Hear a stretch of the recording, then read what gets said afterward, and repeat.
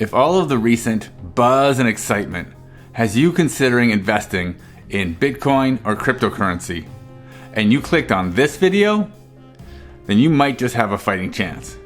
Because that means that you're starting with the skeptics, with the horror stories and the one-star reviews, and not with the vast majority of videos on YouTube that tease huge profits with titles like "It's Starting" and "You're Not Too Late," when in reality it started like a year and a half ago and you probably are too late. And so to you, I say kudos for your caution. I, however, was not quite so cautious. Sure, I was skeptical at first, but as the hype kept ramping up and the markets kept rising, it really started to seem like crypto was the new normal, that it was here to stay, and that it definitely wasn't going to crash like 80 or 90% in just a couple of weeks. In psychology, this is known as recency bias, the cognitive coinkydink that puts more emphasis on things that have happened recently and tends to try and convince us in our brains that things that are happening now will continue to happen. Basically, it's the false idea, if we put it into Newtonian physics language, that markets in upward motion tend to stay in upward motion. This is of course BS, and a much better axiom to keep in mind is "this too shall pass." When your portfolio is down in the dumps and you're losing money, just remember, this too shall pass. But also, when you're riding high and making profits, here again, this too shall pass. Anywho, long story short, in March of 2022, I thought it would be a great idea to take out a personal loan for $10,000 and then to plunk it all straight into crypto. This happened to be, as luck would have it, a few weeks before the market crashed like 60% and then stayed there for a long, long time. At this point, I had two options. I could sell everything and take the loss, or I could wait, probably for years, for the markets to recover. 2,000 years later. Now, luckily for me in this case, I had followed the golden rule of cryptocurrency dumbfuckery, which is I hadn't invested money that I couldn't afford to lose. Or as the kind of rule of thumb goes on all the crypto videos, is don't invest money that you can't afford to lose. Now that always seemed really stupid to me because who can afford to lose $10,000? Basically, what it means is don't invest money that you're going to need in the near or foreseeable future to pay your bills or make ends meet, because that's what's going to force you to sell when you're down and take a whole bunch of losses, when if you didn't need the money right away, you can just wait, and in a lot of cases markets do recover.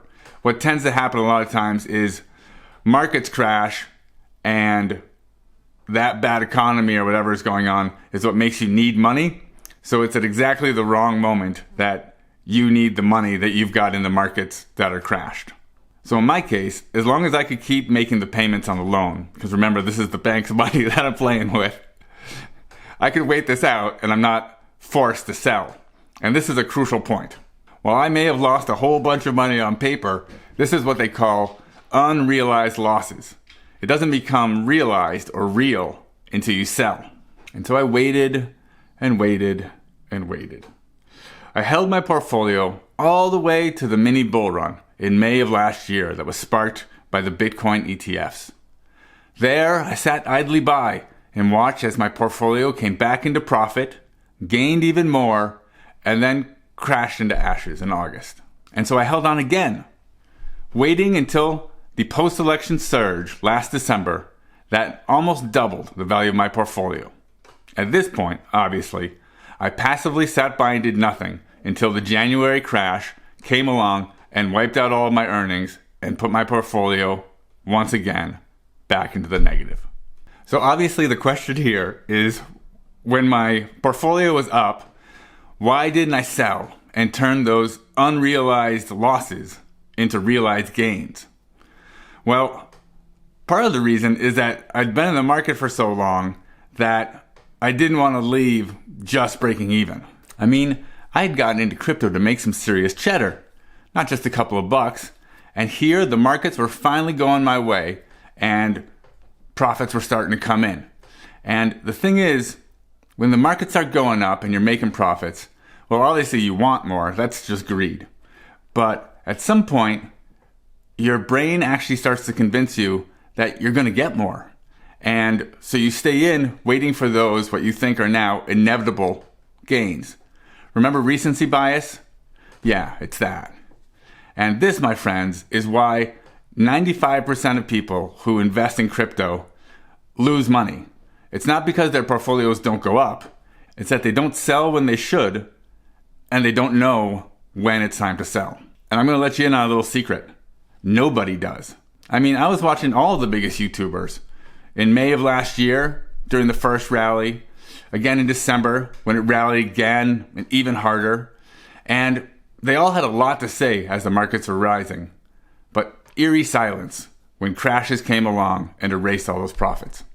And I mean, they sound really good. They always come in with lots of charts and data and optimism, but not one of them ever said, the top is in, this isn't going to last, you should sell. Instead, this kind of content serves mainly just to reinforce our own bad habits to think that when markets are good, they're going to stay good. And I'm not saying that they're doing this because they're necessarily shitty people. It's just that generally optimistic videos that tout huge gains get a lot more clicks than videos like this one. And the most important reason is that nobody knows what the market's going to do. All these guys included. And so they can't tell you when to sell because they don't know. And the proof is right there in their videos. I said I watched all of them, and many of the biggest YouTubers this cycle have at different points in their videos admitted that they completely missed it during the 2021 cycle, that they let what the kids are calling now generational wealth slip through their fingers, and they round-tripped a large portion of their portfolios. So what I've learned is that despite all of their ardent cheerleading and optimism, crypto Twitter and crypto YouTube aren't going to save me.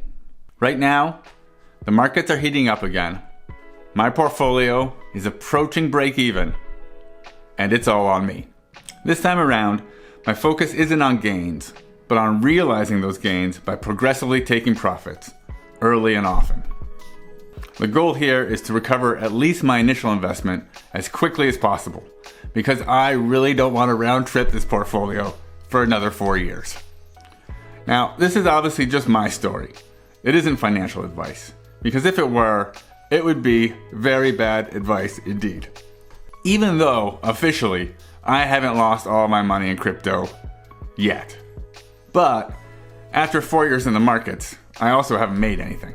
So my only counsel to you would be to keep listening to the skeptics, even when the optimists are getting all the hype and attention. Crypto investing is still investing. It's a skill that you need to learn before you start plunking huge chunks of money into stuff.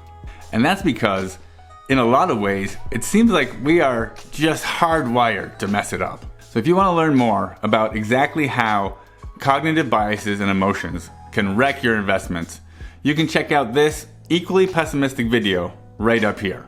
I'll keep you updated on how badly I mess up this current bull run. But for now, this video is over and you should probably go now. As ever, thanks for stopping by.